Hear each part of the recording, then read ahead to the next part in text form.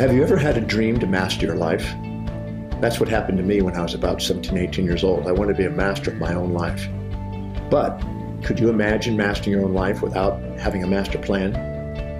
It's an old adage that if you fail to plan, you plan to fail. And I heard that basically when I was a teenager, and I decided to put it into operation. I started planning my life. With the help of Paul Bragg when I was 17, 18 years old, he said that you want to set goals for yourself, your family, your community, your city, your state, your nation, your world, for at least 120 years in your life. Well, I started master planning back when I was about 18 years old, almost 18, and I've been doing it ever since. And without a doubt, that is one of the most significant things I ever did in my life. So I'd like to spend a few moments with you talking about how significant master planning is in your own life and what it could do for you. Thank you, John. My name is Peter Shaw from Global One, and I'm here talking to Dr. John Demartini today. And wherever you're watching, I want you to tune in for this controversial and deep discussion on master planning. John, what are people missing out on by not master planning their lives? Well, I think there's a very, very important principle that wise individuals have lived by. If you don't fill your day with things that inspire you, it fills up with things that don't. And if you don't decide exactly what it is that inspires you, somebody else decides.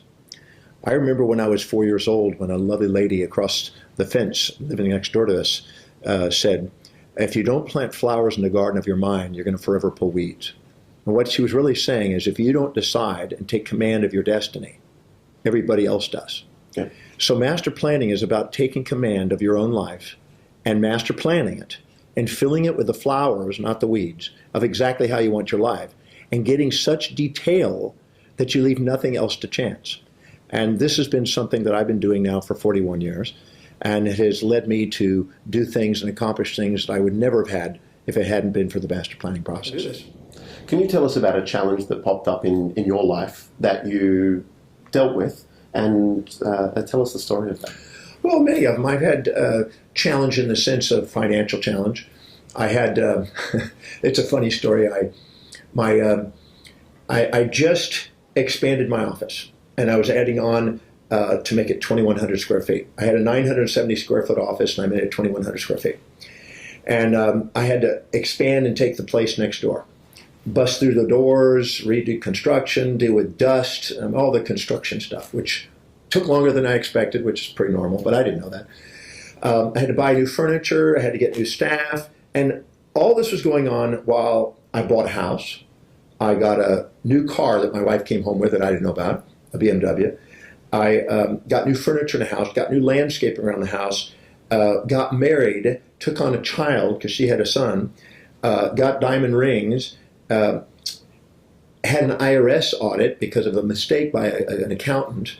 I ended up getting on a honeymoon that I was going to pay for, and my business, while this construction was going on, went down about 75%. So I was in really a stinking thinking, ingratitude attitude, ho-hum, doldrum, pity party, trauma drama state. Mm-hmm. And I literally was kind of reclusive, not wanting to talk to anybody, really emotional, and really tense. And in that period, I was questioning, is this what I'm doing is right? The marriage, this house is right? It's like it's all happening at once.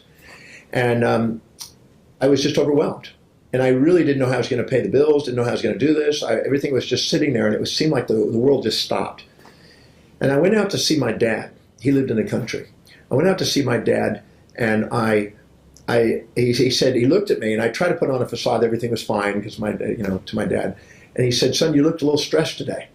I said, well, I am. He says, well, tell me what's going on. And I told him, and I really exaggerated how many things were going on. They were all true, but I wanted to tell my story, how terrible it was. And he looked at me, and he had a smile on his face. And I was just, tense. My jaw was tight. I think I had ulcers in my mouth, and I was really stressed. My eyes were red. A hard time sleeping. And he looked at me, and after hearing about all these things that are going on, he said, son, these aren't stressings, these are blessings. I said, what do you mean? He said, you opened up a business 1 year ago. and you have money to pay taxes. You had to pay taxes. It means you made a profit. Yeah.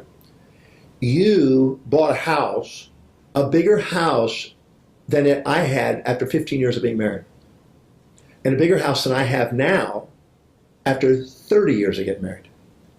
You have 2 diamond rings that you bought, and your mother and I didn't get a diamond ring and didn't really have a beautiful diamond ring until 25-year anniversary.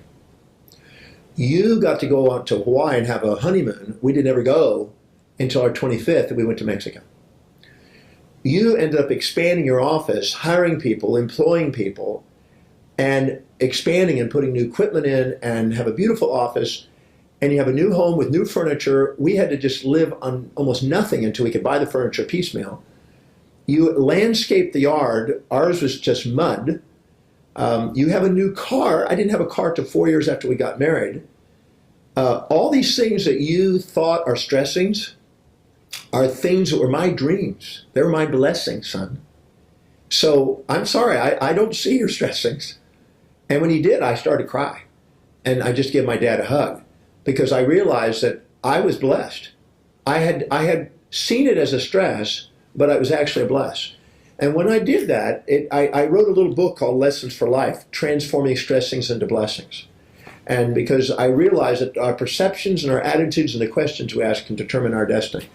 And the moment I turned that around,